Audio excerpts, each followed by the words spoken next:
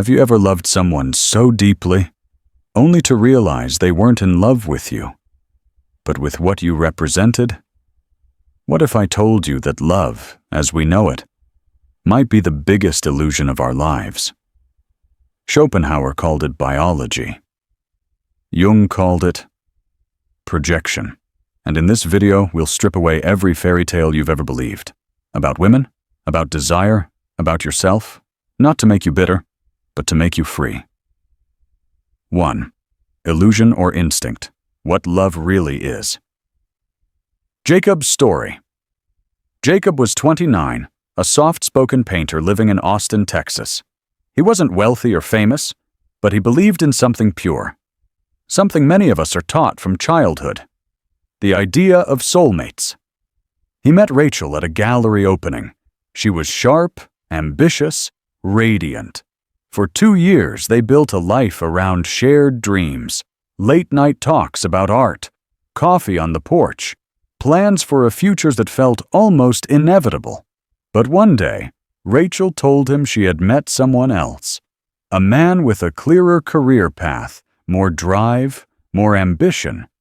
"It's not that I don't love you," she said. "I just don't see a future anymore." Jacob was devastated. But what hurt more than the breakup was the realization that everything he believed about love might have been an illusion. Reflection. Arthur Schopenhauer once said that love is a deception, an evolutionary sleight of hand. We're not choosing partners based on soul connection, but on unconscious biological strategies designed to ensure the survival of our species. According to him, when we fall in love, it's not our heart speaking. It's nature, whispering, "This person will give you strong offspring." Carl Jung, while more romantic in tone, didn't fully disagree. He believed that what we call love is often projection, the unconscious mind casting parts of our own inner world onto another person. In essence, we don't fall in love with someone. We fall in love with what they represent inside us. Our longing isn't for them. It's for the wholeness they make us feel. That's why when they leave, the pain runs deeper than rejection. It's not just them we've lost. It's the part of ourselves we thought we'd found through them. Jungian insight. Love at its core is not about finding your missing half. That myth, though comforting, is dangerous because it keeps you searching for what's already inside you. Jung taught that individuation, the process of becoming whole, comes not through fusion with another, but through confronting your inner shadow, your buried fears, your unlived potential. When Jacob looked back, he realized Rachel didn't betray him. She revealed something. He had been using her as a mirror for parts of himself he hadn't yet claimed, his own ambition, his own need for certainty. Her departure forced him inward to wrestle with the deeper truth. I wasn't really in love with her. I was in love with who I thought I could become with her beside me. That's the painful gift of projection. It brings us face to face with what we've denied in ourselves. Conclusion. Real love begins when the projection ends, when you no longer need someone to complete you, but can love them freely from a place of self-possession. That's when intimacy stops being a survival strategy and becomes a spiritual encounter. Not two halves clinging to each other, but two wholes walking together, side by side, not overlapped. And maybe that's the kind of love that survives, the one born not from need, but from truth. 2. The power dynamic behind attraction. Devon's story. In Los Angeles, Devon was the kind of man who didn't enter a room loudly, but somehow everyone noticed him. He wasn't rich, didn't drive a luxury car, and worked as a freelance filmmaker. But he had something far more magnetic than status. Certainty. He didn't over-explain himself. He didn't chase attention. And most importantly, he never seemed to need anyone's approval, especially from women. Women noticed, not because he was flashy, but because he didn't orbit them. He had his own gravitational pull. One woman he briefly dated said, "It felt like he was interviewing the world, not auditioning for it." Devon didn't offer grand gestures or poetic declarations. He offered grounded presence, and that made him deeply attractive. Reflection. Many modern men grow up with the belief that love must be earned through self-sacrifice, that the more you give, the more lovable you become. The cultural narrative celebrates the nice guy who bends over backward, always available, always agreeable. But nature tells a different story. Biology doesn't reward martyrdom. Evolution favors strength, direction, and self-possession.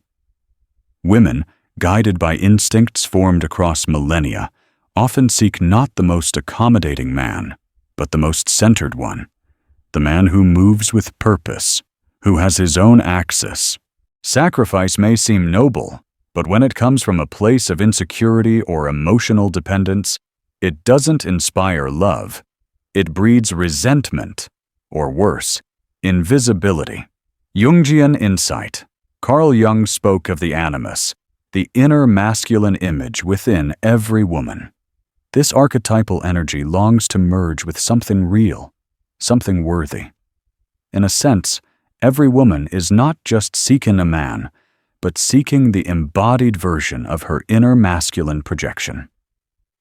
Not a servant, but a sovereign. Not a pleaser, but a presence. Devon represented that archetype. Not because he played games, but because he had boundaries. He knew who he was, and he wasn't afraid to walk away from anything that didn't align.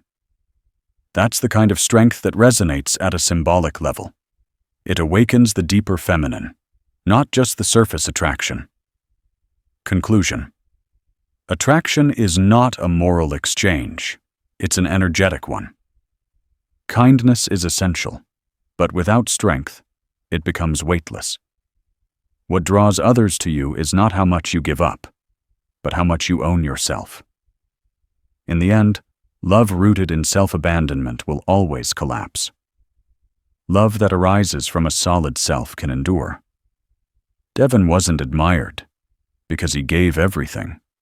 He was admired because he kept something for himself. His dignity, his direction, his truth. This is the paradox of masculine energy in relationships. The less you strive to please, the more desirable you become. Not because of arrogance, but because of integrity. And so the modern man must ask himself, do I serve from fullness, or do I sacrifice from fear? The answer shapes not only how others see you, but how you see yourself. 3.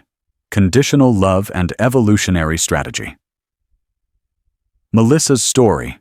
Melissa, a 34-year-old single mother in Denver, had been dating James for almost a year. He was kind, attentive, emotionally available. The sort of man most dating advice books would call a keeper. He remembered her birthday without Facebook reminders, played board games with her daughter, and helped with groceries without being asked. But then one day, she ended it. Not in anger, not because he had failed her, but because someone else entered the picture. Someone with a higher income, a more stable career, and long-term financial plans that aligned with the future she envisioned. When asked why she left James, she hesitated, then said softly, "I did love him. But I have a child to think about. I needed more than just love. I needed security." Reflection. To some, Melissa's choice might seem cold, but to Schopenhauer, it would make perfect sense. He believed love is less a fairy tale than a biological program. designed not for our happiness, but for the continuation of the species. According to him, romantic choices are often strategies for survival, not expressions of moral virtue. This doesn't mean people are heartless. It means they are human. While popular culture sells the fantasy of unconditional love, real life operates under very real conditions. Emotional connection matters, yes, but so do resources, protection, and long-term viability. Love, in this view, is not so much a sacred bond as a negotiation between biology and circumstance. Jungian insight. Carl Jung offered a deeper layer. Beneath Melissa's practical reasoning lies the archetype of the mother, not just in her role as a parent, but as a symbol of the feminine principle that nurtures life. The archetypal mother doesn't prioritize romantic drama or poetic longing. She prioritizes what sustains, what endures, what nourishes the next generation. Her instincts are not driven by sentimentality, but by an ancient pattern etched into the collective unconscious. In Jungian terms, Melissa's choice reflects a larger truth. The feminine psyche, especially when fully engaged with motherhood, often seeks not just emotional depth, but tangible structure. Someone who can hold the container of life, not just whisper promises of passion. Conclusion: this isn't about vilifying women or idealizing men. It's about acknowledging that love is rarely unconditional. And that's not a flaw. That's biology. That's evolution. That's life. James didn't lose because he was weak. He lost because he assumed that love, once felt, would remain regardless of context. But context always matters. Needs evolve. Circumstances shift. And when survival, especially of a child, is at stake, emotions are only one part of the equation. Jung would say that Melissa's choice wasn't personal. It was archetypal, a reflection not of her character, but of her programming. And when we recognize this, we stop blaming and start understanding. The truth is this: love will always have conditions. But awareness can turn those conditions into conscious choices, rather than unconscious reactions. In the end, if you want to love wisely, you must ask not just, do they love me? But, what part of me are they choosing, and what do they need that I may not be able to give? 4. The illusion of choice and emotional control. Eli's story. Eli was a 35-year-old startup founder based in Chicago. Sharp, disciplined, and charismatic, he believed he was always in control of his business, his time, and especially his relationships. He prided himself on being rational, not easily swayed by emotions. He dated Clara, a woman who seemed to support his mission, yet never demanded much. She'd suggest things gently, where they should live, who they should network with, even when he should consider taking a break. Eli thought he was making the final calls, but one day, during a conversation with a close friend, something clicked. You ever feel like you're being led, even when you think you're leading? The friend asked. That question haunted him. He began replaying decisions he thought were his, realizing how subtly Clara had influenced them all.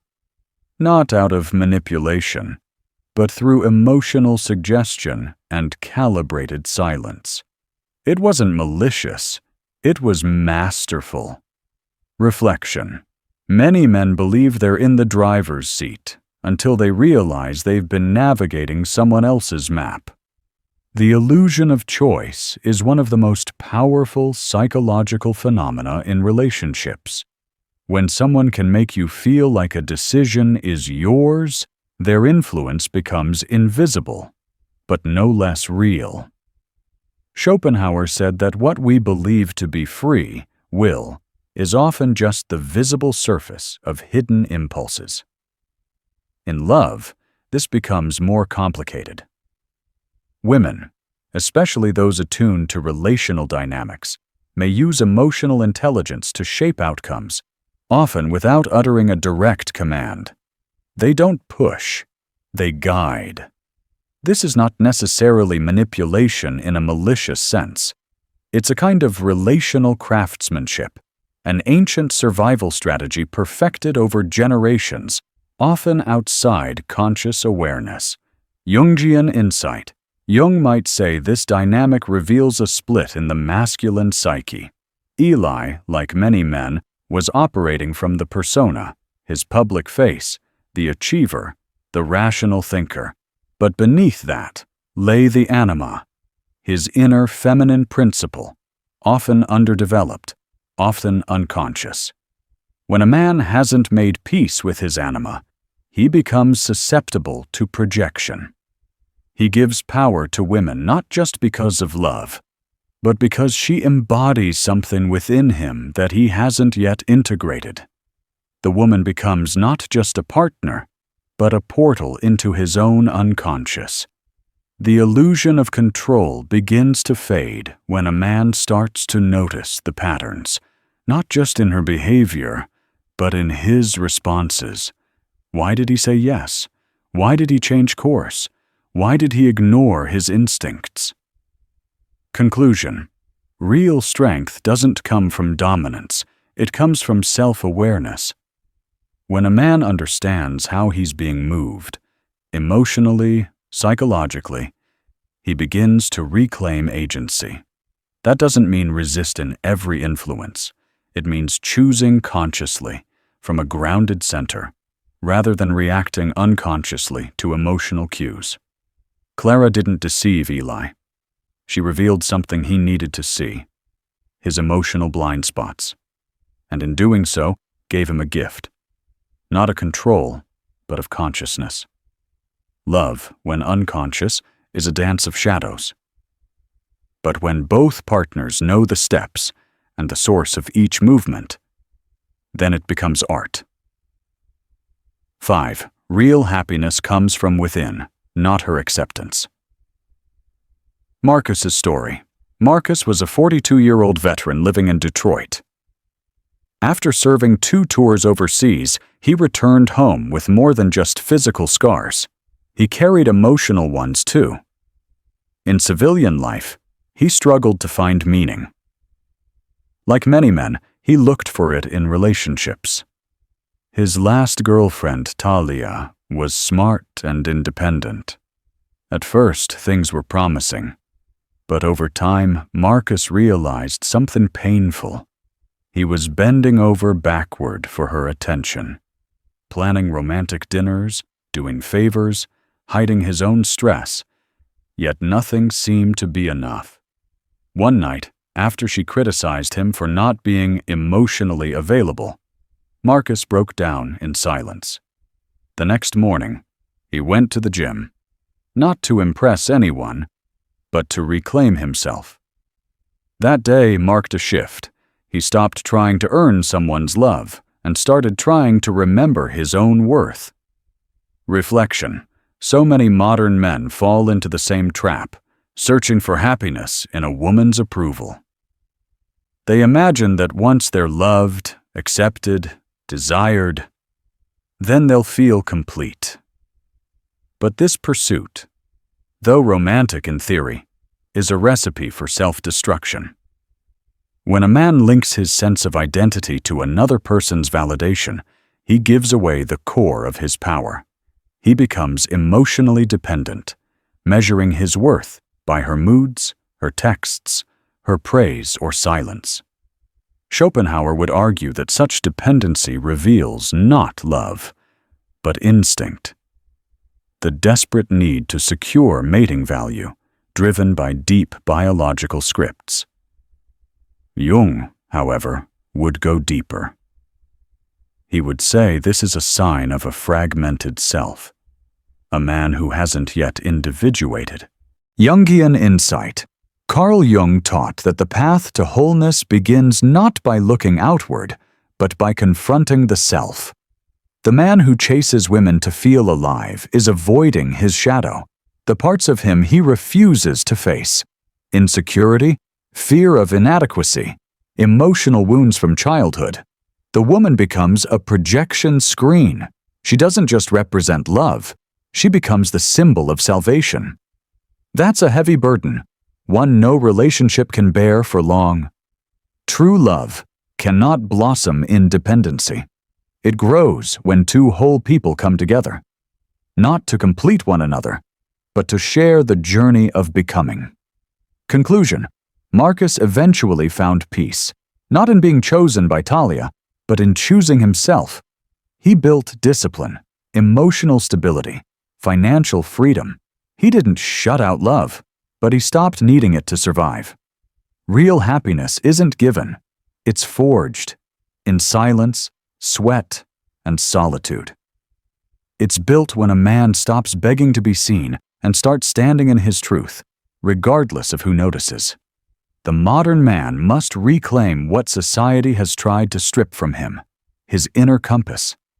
Not arrogance, not detachment, but quiet confidence, the kind that says, even if you leave, I remain. Because the man who no longer fears rejection is the one most free to love, not from emptiness, but from abundance.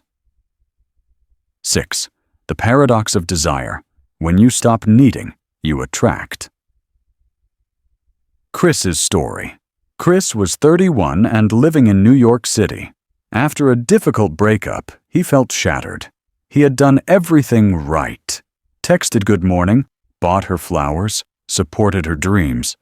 But she left anyway, saying she needed space to grow.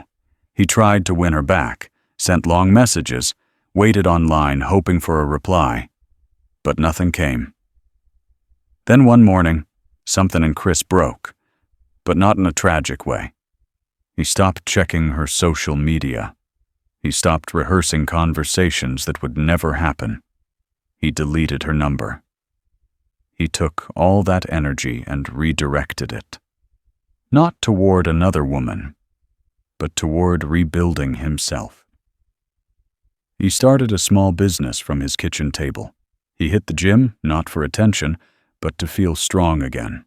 He reconnected with old friends. And slowly, the pain gave way to peace. Months later, she texted him, "You seem different." But by then, he wasn't waiting. He had outgrown the need. Reflection. There's a strange rule in relationships that no one tells you growing up. What you chase runs from you. What you hold loosely moves closer. When you act from neediness, it repels. Not because you're unworthy, but because emotional dependency is heavy.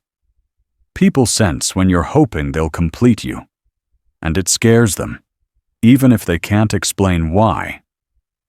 Schopenhauer might say this is evolutionary logic. Neediness signals low mate value. But Jung would say it's deeper. When you're overly attached, you're not engaging the other as a person. You're using them to patch a hole in your psyche. And no one wants to be someone else's bandage. Jungian. Insight. Jung believed that freedom from attachment is not detachment. It's inner wholeness. When you are no longer controlled by your unconscious projections, when you've stopped mistaking others for parts of yourself, you become free. This kind of freedom is magnetic. It doesn't scream or chase. It doesn't beg or plead. It simply is. And ironically, that's what draws others in. Why? Because people are drawn to those who seem full without them. That fullness, emotional, spiritual, psychological, is rare. It speaks of a person who has made peace with themselves, who can offer love without demand, connection without control. Conclusion. Chris didn't win her back by chasing. He didn't reclaim his worth through revenge or resentment. He reclaimed it by remembering who he was before he needed to be chosen.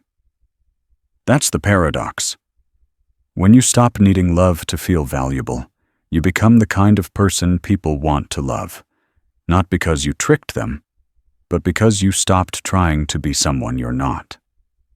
Desire is powerful, but attachment is heavy. The man who can want deeply, but hold lightly, is the one who loves freely. And freedom is the most attractive force of all. So if you're waiting on someone, ask yourself, are you truly in love, or just afraid of facing yourself alone? The answer may not be easy, but it will set you free. Closing period. So what does all this mean? For love? For men? For you? It means that true power doesn't lie in being wanted. It lies in knowing who you are when no one is watching. It means love isn't a prize to win. It's a mirror to face. And sometimes, the greatest act of love isn't holding on, but letting go, with dignity. You weren't rejected. You were redirected. Not away from love, but toward yourself. If you understand this, you'll stop chasing approval and start embodying value. And when you no longer need to be chosen, that's when you'll finally choose from a place of truth. And that's the only kind of love worth having.